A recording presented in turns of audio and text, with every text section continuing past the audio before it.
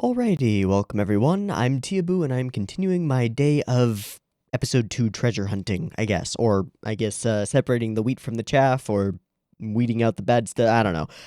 We're going to move on to Tower of God, episode 2. So, all you people who have been commenting on almost every video that I post in the interim, here you go. It's here. I don't know when the next one will be. It probably won't be the day that it airs. It'll probably be a little bit later than that, but we'll see. Please be patient. Everything's kind of a mess on my end. We'll figure it out.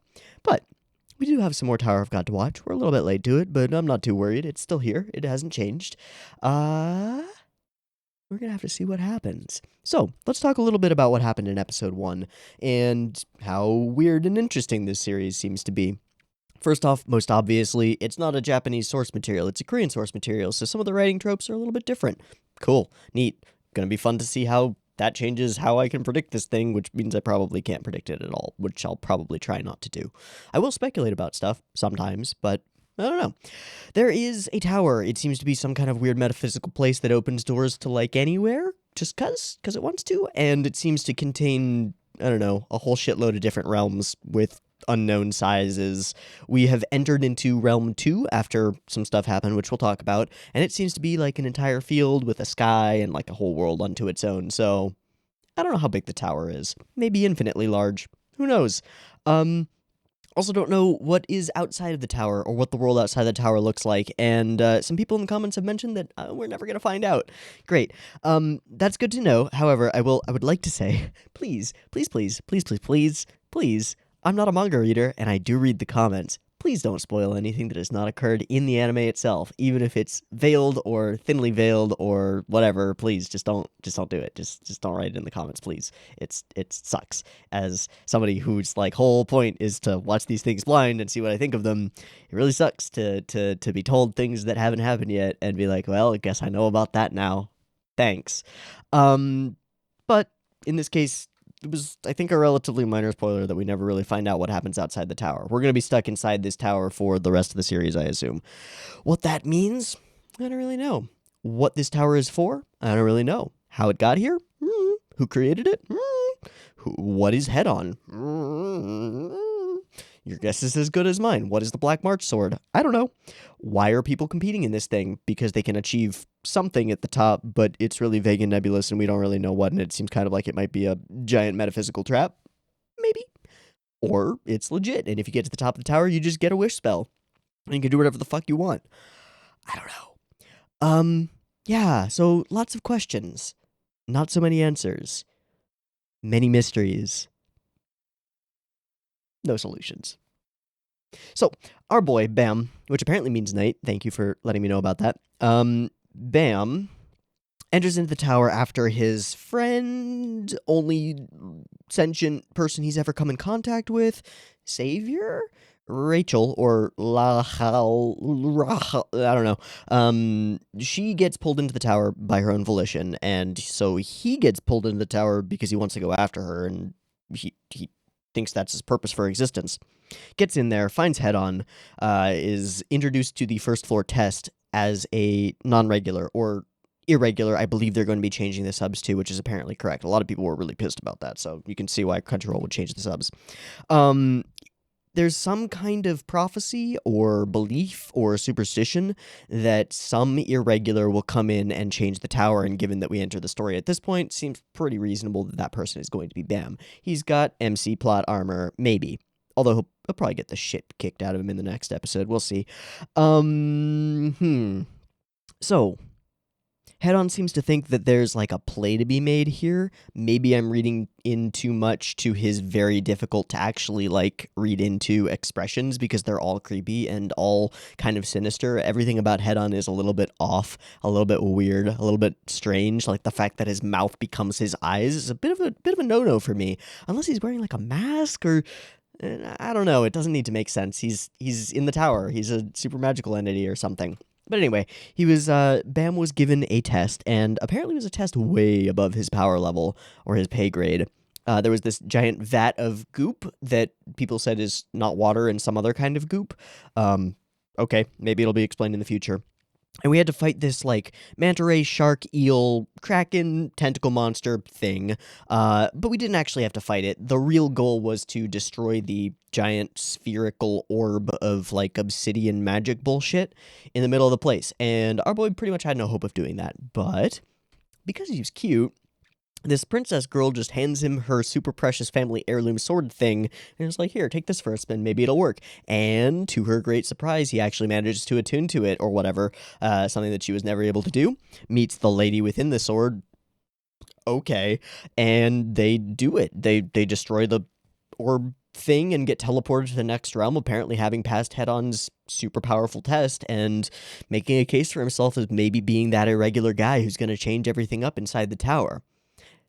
Question, what are things like inside the tower? We don't really know. What's the hierarchy? What are the systems? We've gotten little bits and pieces about like different people having different kind of levels, and we've had like mentions of like high rankers and stuff.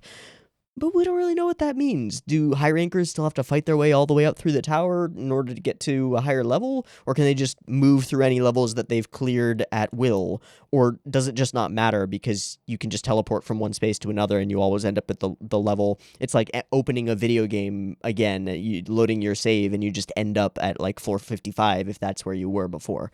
I don't know. There are a lot of weird mechanics here, and I'm curious to find out about them and see how well constructed and well thought out this world is. Hopefully very, because I've got questions and I hope they have answers. Okay, this little pre-discussion has gone on way too long. I'm looking at a 10-minute timer now, so let's go ahead and dive on into Tower of God Episode 2 and see if we get any answers to any of our questions, or if we just get more questions. I'm kind of fine with either. Questions are fun. So, I've got Episode 2 of Tower of God Kami no To up and ready to go. It's the Horrible Subs version. That's the one I grabbed. Okay. There will be two versions of this reaction. You can find a picture-in-picture version with the video up there, linked in the description, and a timer-based version up on YouTube. If you'd like to sync up your own copy of this episode with the timer-based version, you can totally do that. Just get your copy ready because the beep beep timer to count you down will be coming at you now.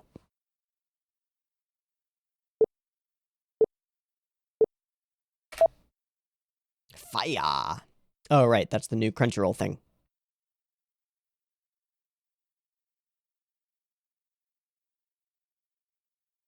Straight into the OP, I guess. Okay.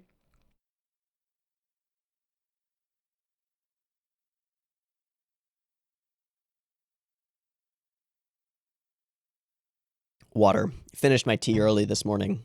Didn't feel like making more.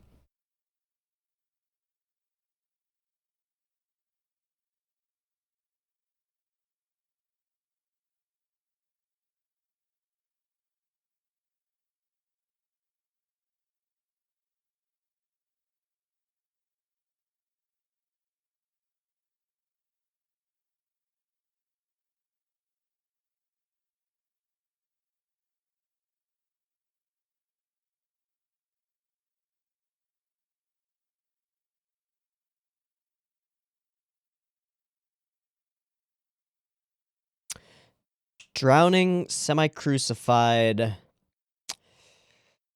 dissolving, losing himself, and continuing to stride forward in a misty landscape with no discerning features. So continuing forward regardless of, like, knowledge of goals. And then a shattering glass rose.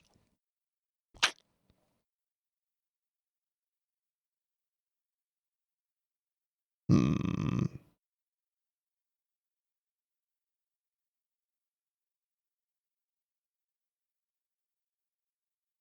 Oh, we're back here.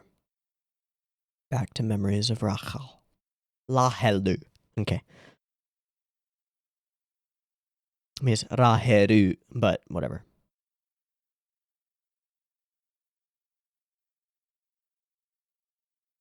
Are his eyes Crunchyroll logos?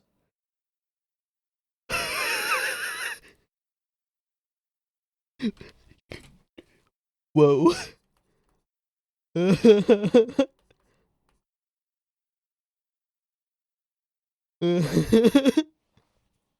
Cannot unsee. All right. So here we are. This is where we expected to be. Hey. Hi, Killua.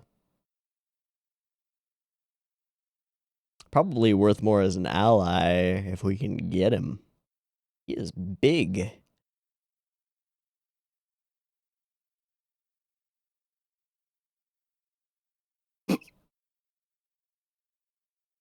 Oh, I did not expect that.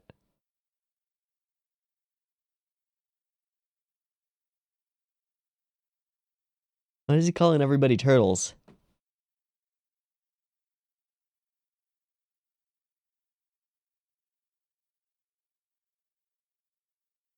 Also, whose voice is that? I feel like it's somebody in Dorohedoro. But I'm not sure. Maybe I'm just thinking like he has a lizard head, so oh, hello, Green. Now I'm intrigued by her because she's got a thing with the eyes on it and we don't know what the fuck that means. Bye, Killua. I'm just gonna call him Killua until we know his name. Aw, he's shaking. Ah, okay. So you realize.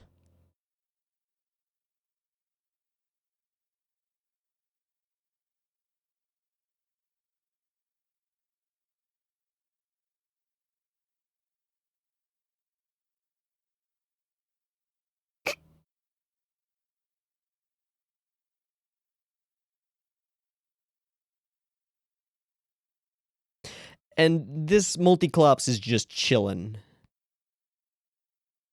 Huh?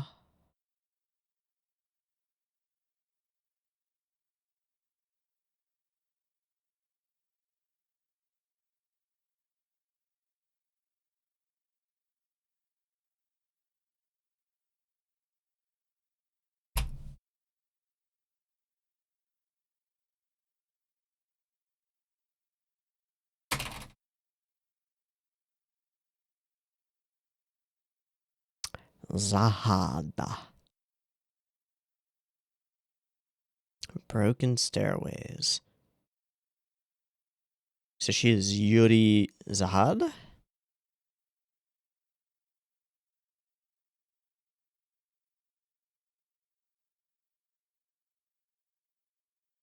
Hmm.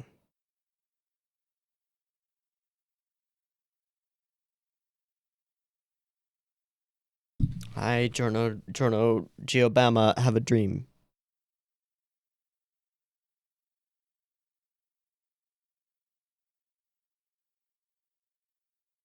Alright. I mean, you haven't tried to murder me so far. So far.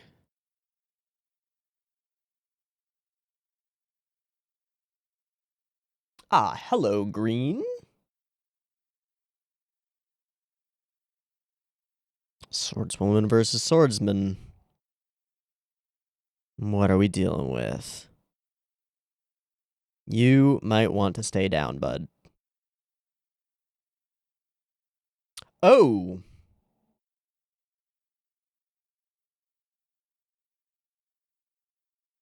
That's coming back. And it's coming back. Cleaving all of the grass around her. That was neat.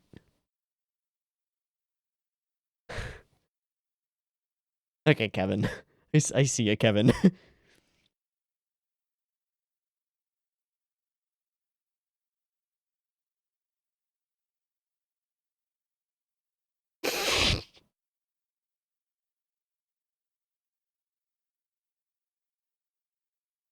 I think that might be Kaiman. I'm not sure.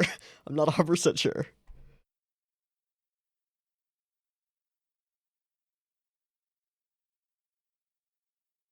Amnesia. Right. Right. The important person.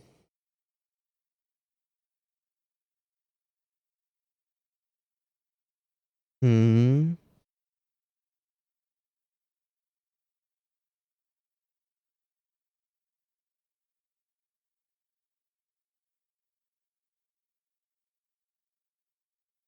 Um.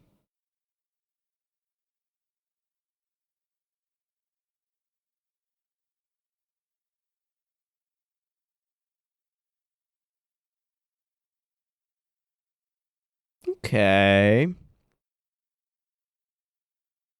So like the lizard man, I get stronger from combat. His rule is his ideal, or the thing that drives him.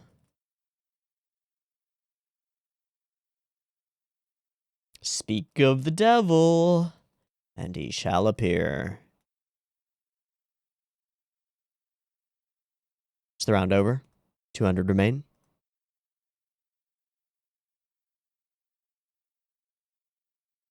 Nice timing.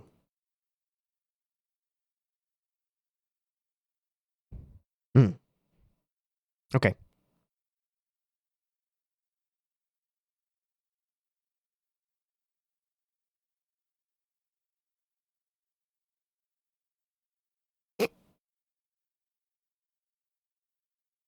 Are we staying here? Oh! Bing, bing! Hey, we got lucky. Oh, hi. Hello, sleeping bag boy.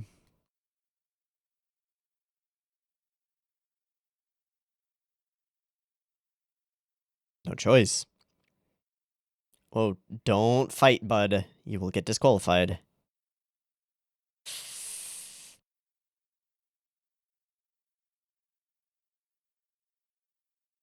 I think you're probably going to be the first to die. And you're out. Never mind.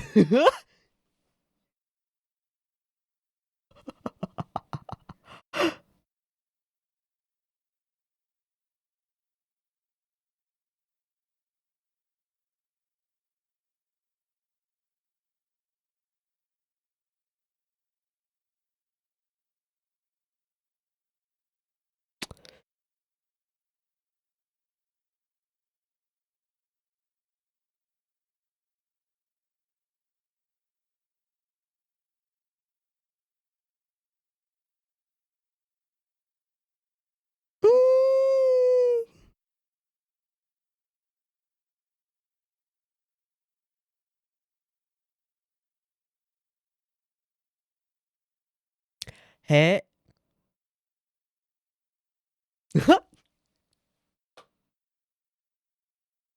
I don't think I will ever come to expect those little gag shots.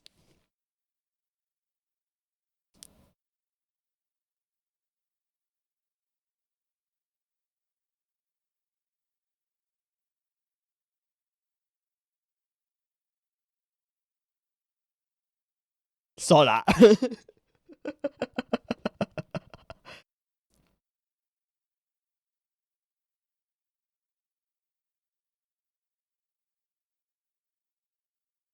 Killua ain't got a point.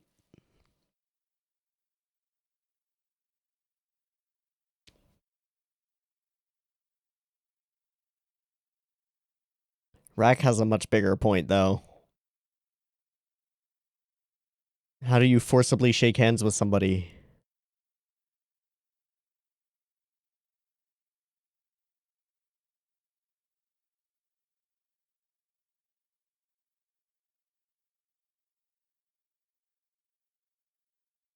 All touching.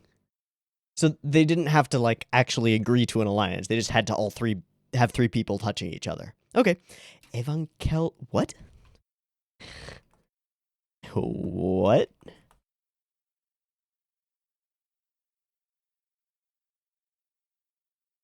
And irregulars? Still going? Jeez.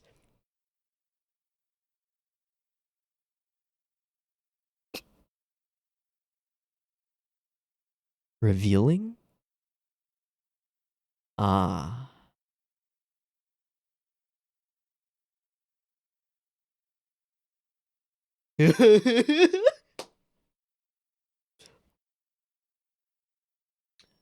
Rock, my friend, you are a classic Blood Knight. You can be fooled. You just want to fight strong shit. That looks like a candy bar, my friend. And it's gone. Uh-huh. Uh-huh. Except you. How did you pass, by the way? Oh, he ended up in their group anyway.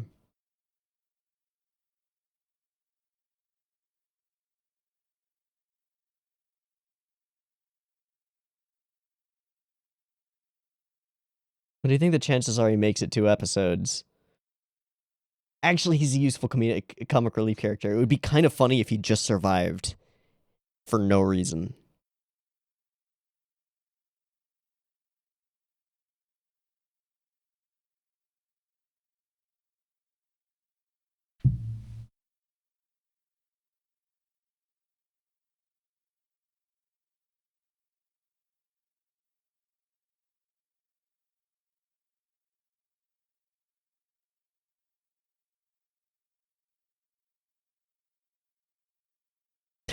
Okay, he sounds like Oberstein. Rero, Rero. Oh, hey, information.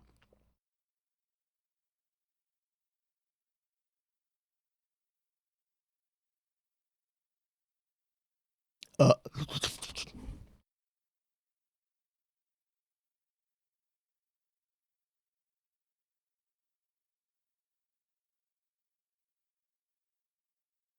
and she's one of them.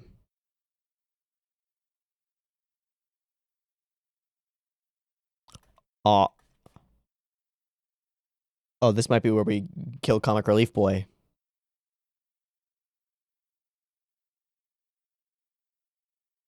Oh, Kami no Mizu. So this stuff is water of God.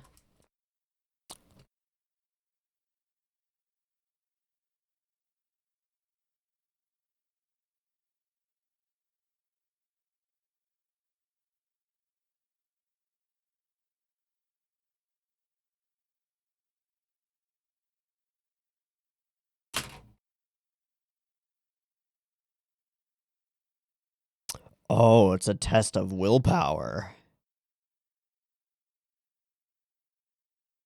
Your whole team fails. Your choice in allies matters. Yeah. Okay. The luck to find the right teammates. But what about Bam? What about Yoru? Yeah. It didn't?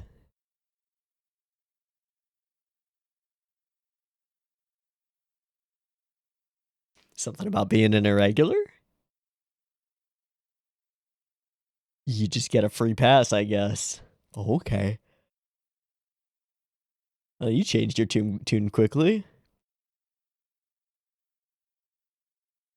What happened there? Says the dude who reminds me of Hisoka mixed with Oberstein. Okay. No. Nope. Nope. I do not bet with characters that look like you.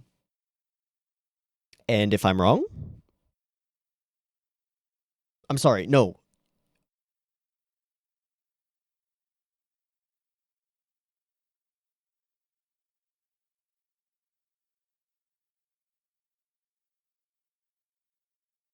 Green. Oh, awkward.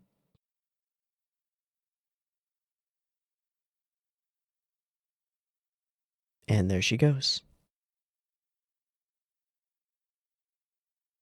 And there he goes. You're up, buddy.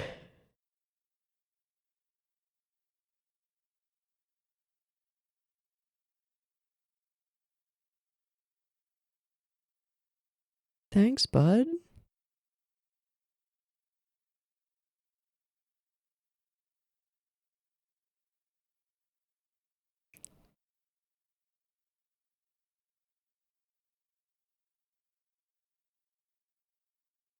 You got one chance, man. Nice, Sue. Good question. We just found out about rankers.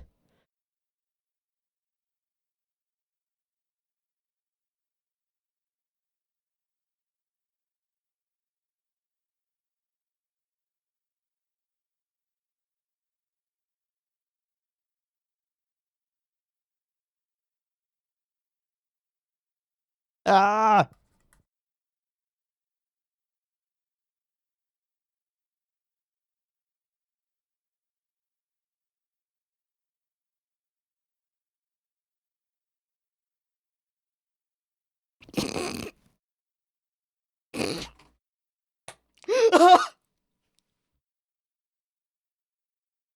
That was great. All right. And doing this to in the middle of a test so that we can break up this exposition dump is excellent.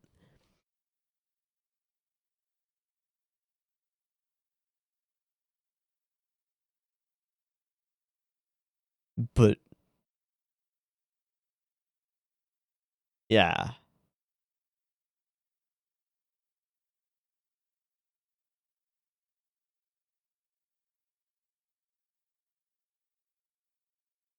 Oh, hello, sleepy boy.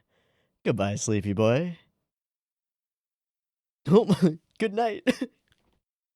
Without being chosen by head on.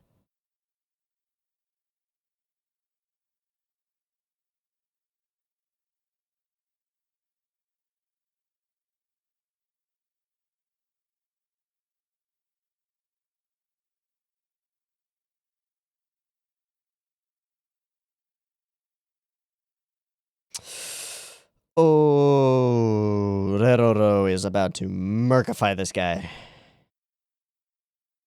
I mean, you can try.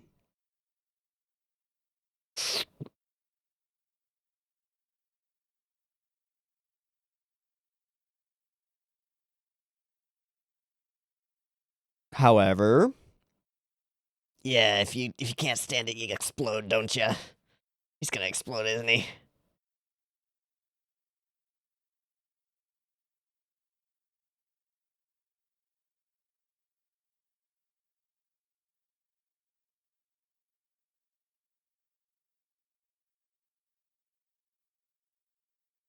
Oof. Okay, he didn't explode.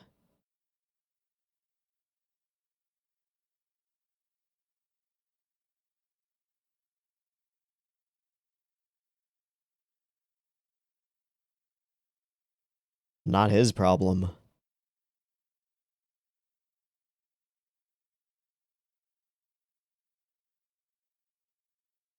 Okay.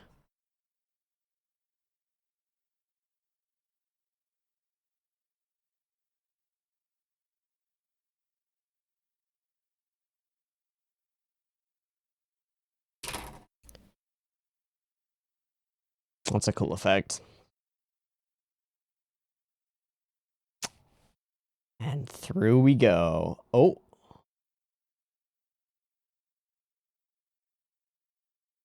What's in his bag that's stuck? Okay.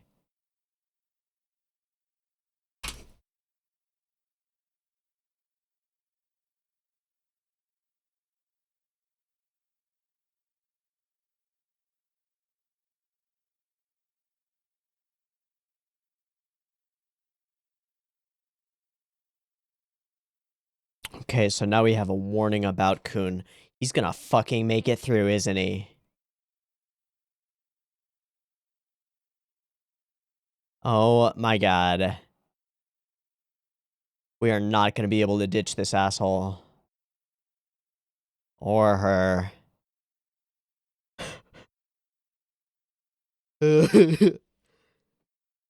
I'm kinda happy about that. Okay.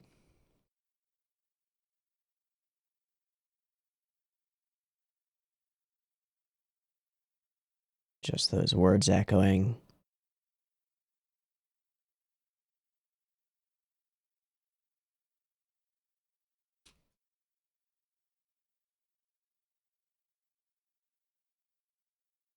Fuck, we found out a lot in this episode.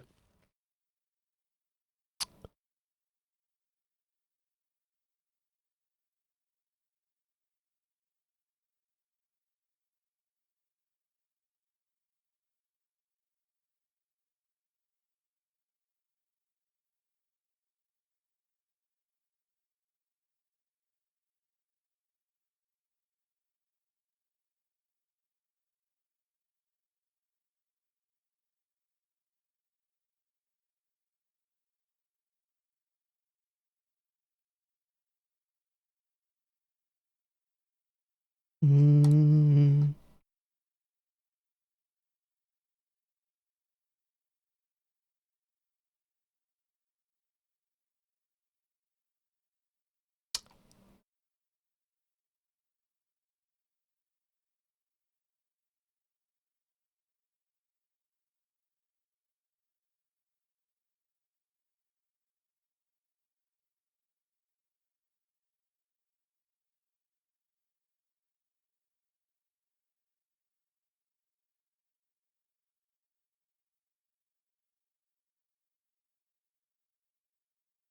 Alright, do we have a little stinger thing of any kind?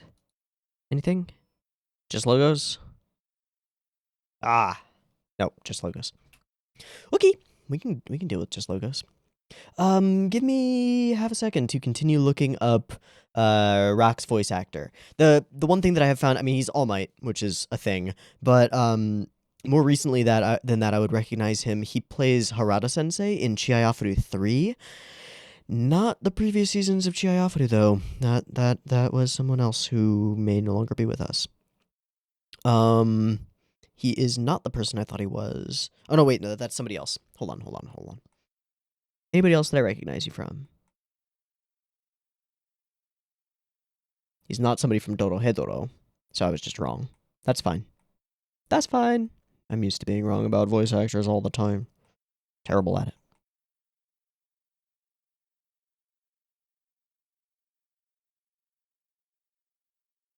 Yeah, I'm not seeing any other roles that I would super recognize him in, so we'll just have to say that I'm probably just recognizing Harada Sensei, which is totally fine.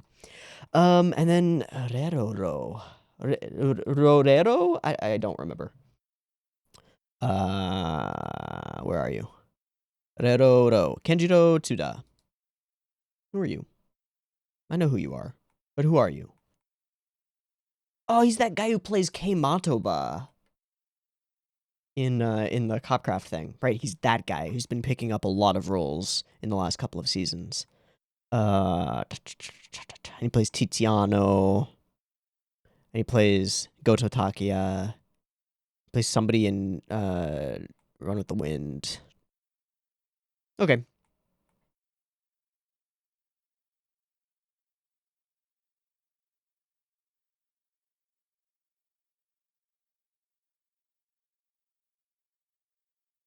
Cool. Sorry for the tangential looking at voice actors thing. I have to do it. I have to do it. So, in this episode, exposition and lots of it, and I think that's necessary and a good thing here. And I would say that all the exposition that we got was in sort of interesting forms that kind of either mask it as being exposition or at least break it up so that it's not just like a wall of information coming at you with no breaks in between or anything like that, which is nice. And that kind of stuff sort of happens midpoint in the episode onward. Once we get to the, I wrote it down, but it's some long name mothership. Okay. Things we have learned about almost about whole. I was thinking like Dorohedoro. In today's lessons, we learned these things, but there are other mysteries. We learned a lot. We learned a lot. So Zahad is at the top of the tower. Okay. The king of Zahad is somehow important. Yuri is a member of the family of Zahad, given that she has the sword and that only apparently princesses and stuff can do that.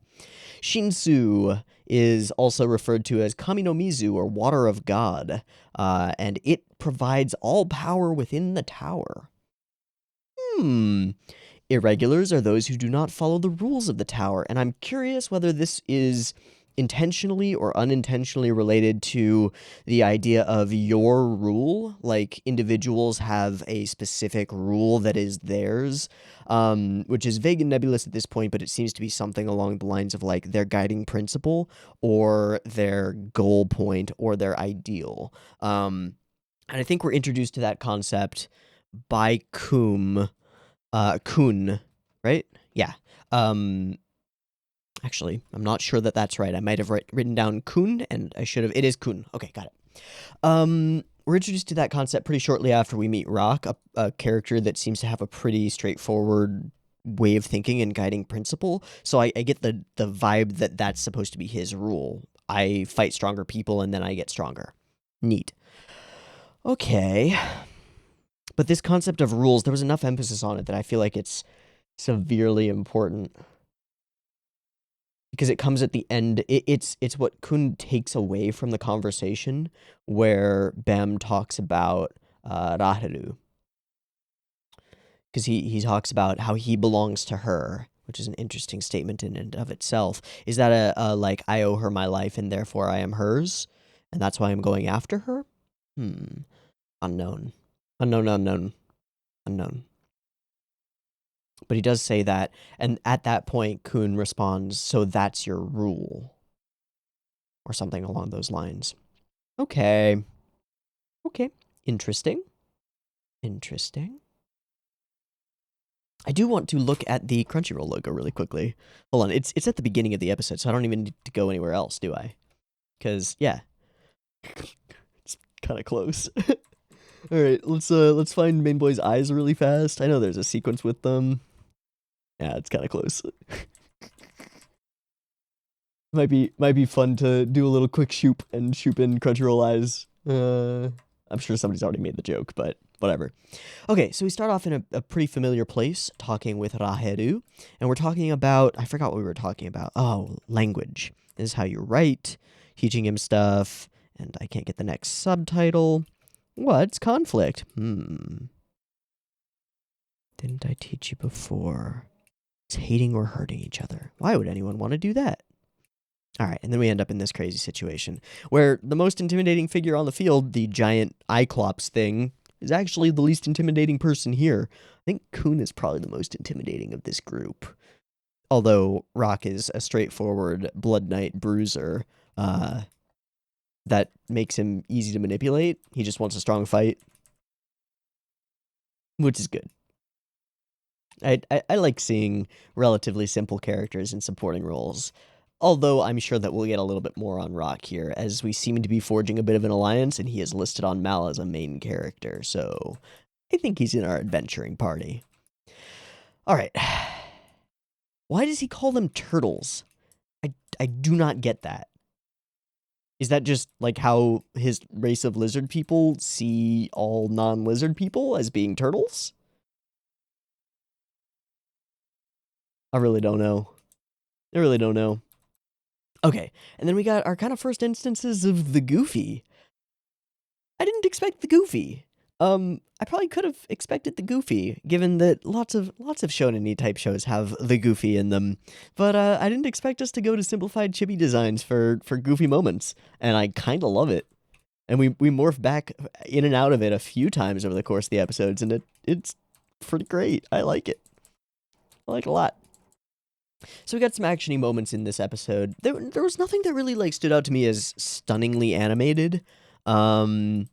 But everything was pretty well put together, and nothing stood out to me as poorly animated either. It all looks pretty damn good. Alright, how could someone who just entered the tower, much less a man, have it? Granted only to the princesses chosen by Zahad, the king of this tower, which is at the top of the tower.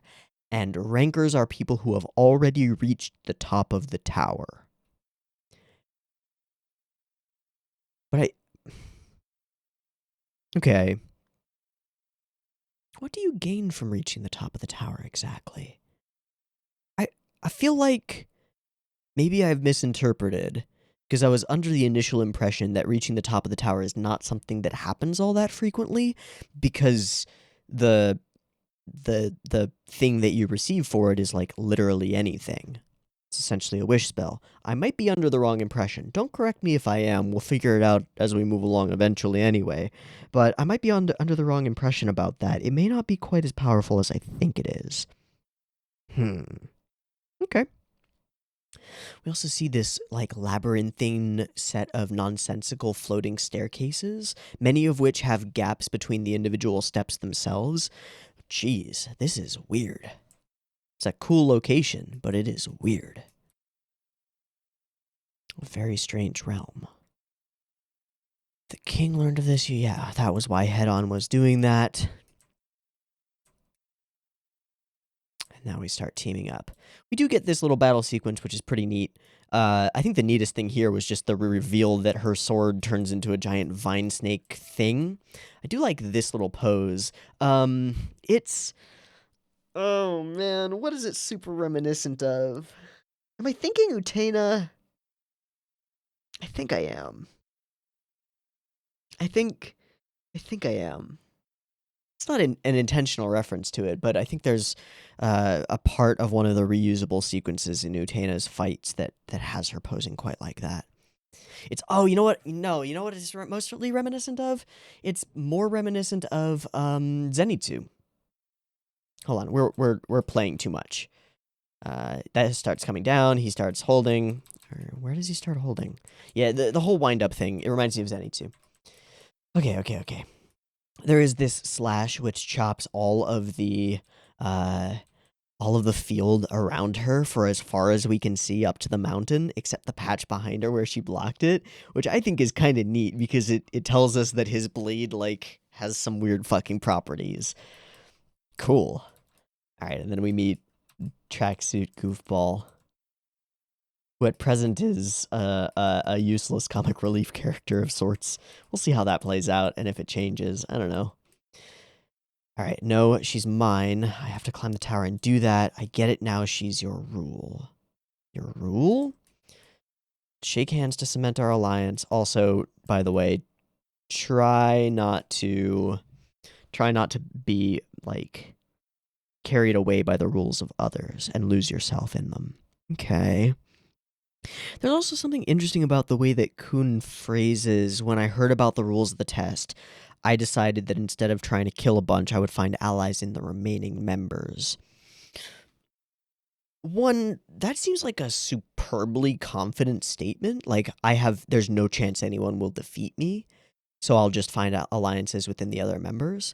And it also kind of implies, again on the same confident line, that if he wanted to not make that choice and just murder everybody, he probably could. I'm a little bit scared of Kun, and the fact that Leroro, the probably creepiest character that we've gotten so far, the one who seems at least, I don't know, he gives me vibes, and maybe I'm just picking up what shouldn't be picked up on, and inferring things that are not implied just because he reminds me of Hisoka, but he seems like he's a bit of a scary one. And he warns Bam not to get too close to Kun. Wonder why. And then we get that scene at the very, very, very, very, very, very, very end where we have like a moment where we see somebody in another layer of the tower with red doors all around and him sitting as though he's a Rakugo performer, I want to say, is what we're looking at. And he's just interested in the report, I would assume, of all the people who have made it past the next test, the previous test, and are going to be entering his room for his test. Interesting. Curiouser and curiouser. So, we're mixing in these bits of important information and exposition with the time-bound, battle-centric, action-heavy fights that are actually occurring, or the challenges that they have to get through. In this case, we get a lot of information from Kun, and we get little bits of information from other stuff.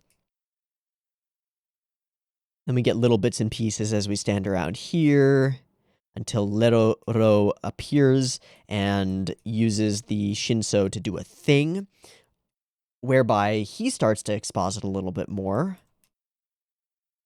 Tells us what rankers... Oh, no. You don't know about rankers either. This is where we learn about rankers. At the top, somebody who's climbed there. That's cool. Only a handful of regulars are insane monsters like them. So only a few people are rankers who have actually gone all the way to the top. And yet they continue, seemingly unknown. Okay. And then Leroro does the thing with the whooshy pow, and everybody's fucked. So, gotta make it past this boundary. Alright. And we do, with no problem. Because it didn't push him back. Because he's an irregular? One of the things that was said was that irregulars are people who don't follow the rules of the tower. Specifically, that they were not chosen by head-on to enter. But it also seems to be other things, too. And one of those things might be the Shinso. Since he is not of the tower or born within the tower, maybe it doesn't affect him the way it affects everybody else. Like, it didn't affect him at all here. And what Leroro kind of says is, like, Shinso is a rule here. All power comes from it. That's a rule-type statement.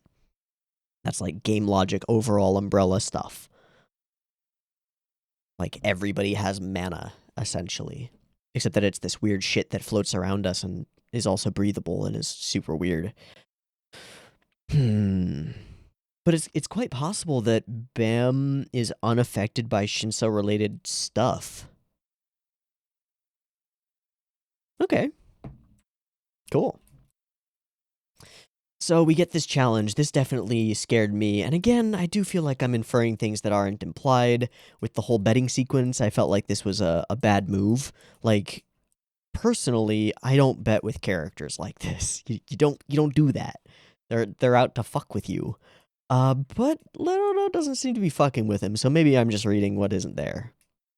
And even then, when Bam ties him, technically absolving him of the necessity to actually answer his questions, he answers anyway.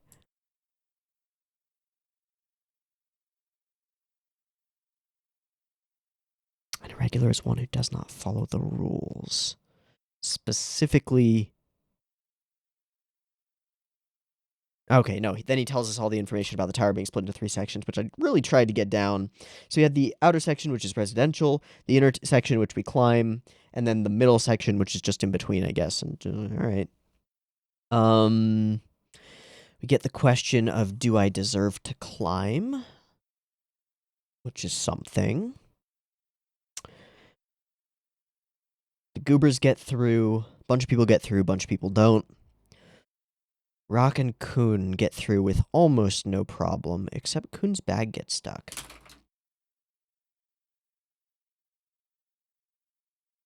So now that we've seen that the knife that he was pulling from that bag is not longer than it should be, I don't know if it's necessarily like an extra dimensional pocket within his briefcase thing, whether it's like a bag of holding.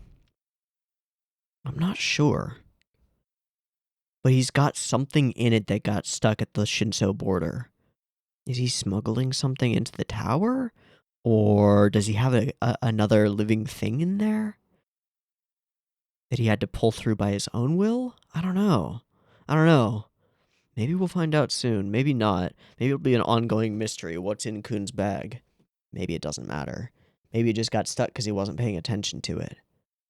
Fuck. So many mysteries, man. I like it.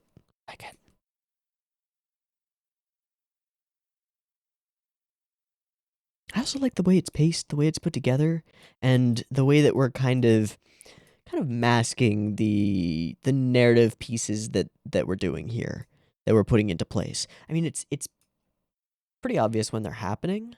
It's like, okay, Leroro gives our main character a chance to ask him, a knowledgeable person about the tower, any questions, and our hero chooses to ask him what the fuck an irregular is, one of our core questions. That's important exposition that we might not get it from anywhere else, although we could probably just ask Kun at any point. So we mishmash it in there, and you can tell, like, okay, this is important stuff that I need to know, and that's what triggers me to start writing it down. But it's also well masked and well integrated into the actual, like, battle of wills or challenge that they're actually in this moment, and that's pretty cool. All right. All in all, I think Tower of God Episode 2 was pretty darn solid. Still plenty of mysteries that I'm sure will not be solved anytime soon, but we do have a bit of a better foundation on, I guess, the metaphysics of this world. It's got a tower with 3 sections. Nobody comes from outside the tower except for Yoru, Bam, and Raheru. Okay, Cool. That's info. That's details. We understand what irregulars are. We understand a little bit more about what that goop stuff is. Yeah, a lot of stuff happened here. And it seems like we've finally sort of formed our party for now. At least until we actually reach Raheru? Nah, I think we formed our party for now. All right, all in all, good stuff from Kami no To. Probably pick up next week. Okay, me Tiabu, this Tower of God, it good. What say? It was good. I hope you enjoyed it as much as I did, and please don't comment spoiler things in the comments, please. And I'll see you next week for episode 3, I guess. Peace.